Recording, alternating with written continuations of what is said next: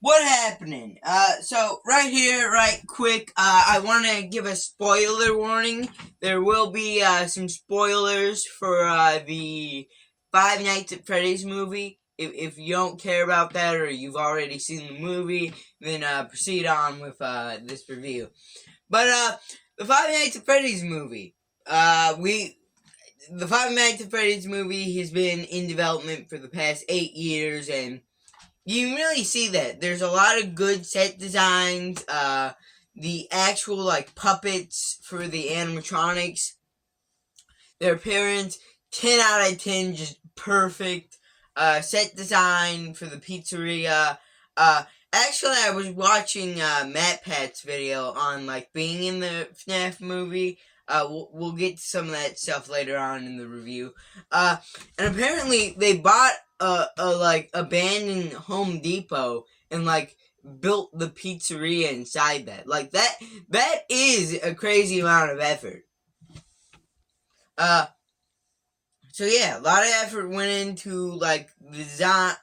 Lot, lot of effort went into just the look of this movie. It looks fantastic, but I do have some problems. First, let's get to another positive of mine. This movie is great, amazing for a FNAF fan. Okay, we'll get into why it's not really that good for people that are not FNAF fans, but it is amazing if you're a fan of the Five Nights at Freddy's franchise. It has so many little references. Like, there's a reference to Chica's uh, Magic Rainbow from FNAF World that I wasn't expecting. There's another reference to into the pit. Matt Pat shows up and drops his iconic line of that's just a theory, and and Corey Kenshin's there. I think both of Corey Kenshin's scenes in the movie are pretty funny. Like it's not just relying on hey, funny famous man that all of you kids know is in the movie. Now laugh. No, the scene just on its own, taken as its own, is pretty funny. I think any actor, any YouTuber could be like in that moment, and the scene would still be funny. But I think Corey was a good fit for it, though. Yeah, I was expecting a few more YouTuber cameos. Like, I know Daco got blown out to the set. Actually, I think there was, like, a picture of him on the wall. Like, a picture of Daco on the wall. But I expected him to, like, have some kind of speaking role or just, like, show up in the background of an area. But, like actually, he's, like, physical being like show up in like maybe the mall scene or maybe one of the extras in the restaurant scene where Matt Pat shows up and delivers his 3 lines.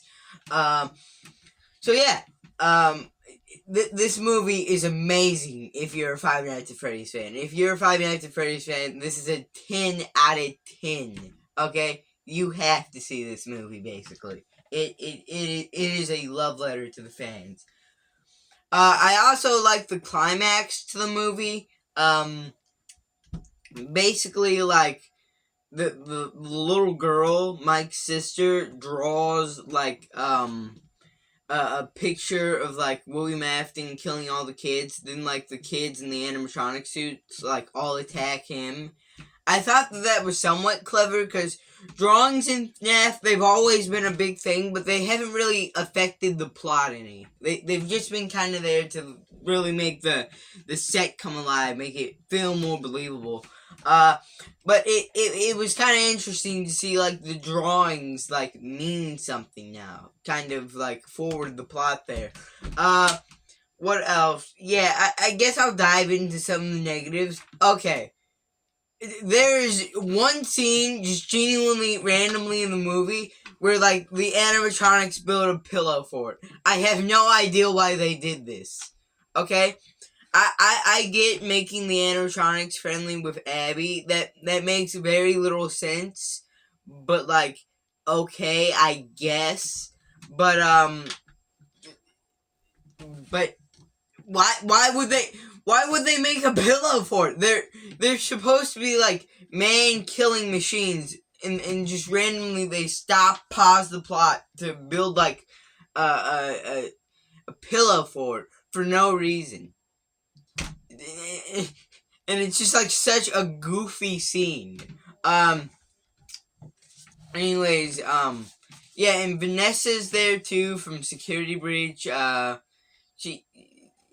She just kind of there. And also another negative I think for the movie is the ant could probably be written out of the movie, and you'd only have to tweak it minorly. Like, for some reason, when Mike's brother gets kidnapped in the movie, they just make it a random forest that he got kidnapped in.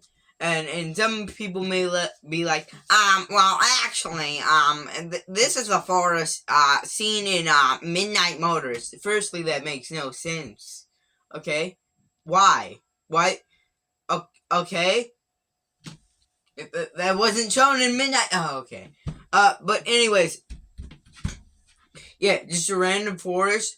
This could have like a very simple solution. Mike's brother was just kidnapped at Freddy Fazbear. So when he sees the when he sees that a job is open at Freddy Fazbear's, like he'll take that. So maybe that will help remind him of like memories from that moment. I don't know.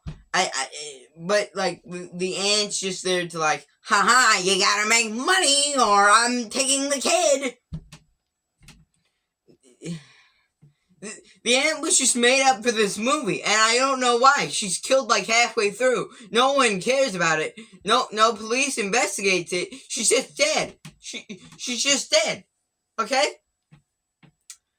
What else? I think the scene when like the burglars or like cronies are breaking into the establishment, I think that scene's pretty well executed there.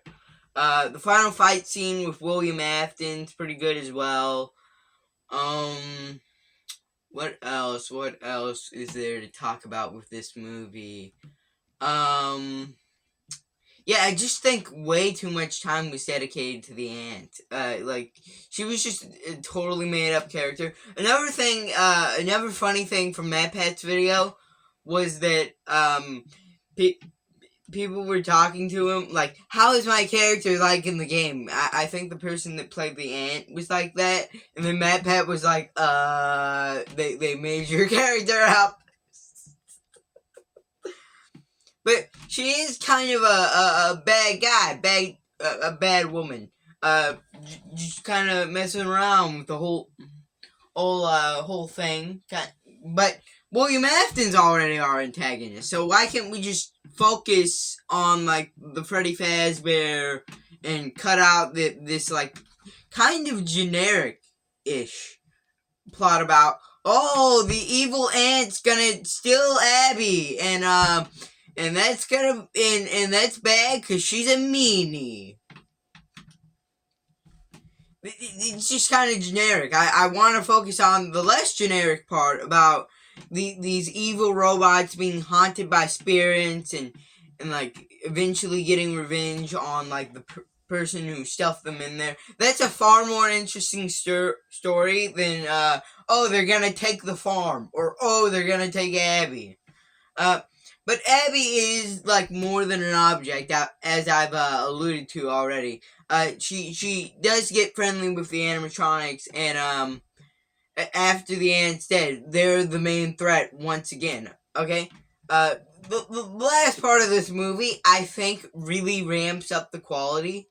William Afton kind of just does nothing.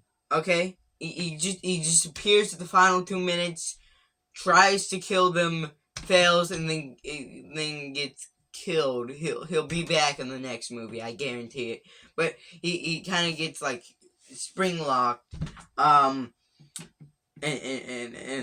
locked in a back room, and that's it. That's all he did. Okay, he couldn't do anything else. He couldn't like have been, like, at least in the background looking over people.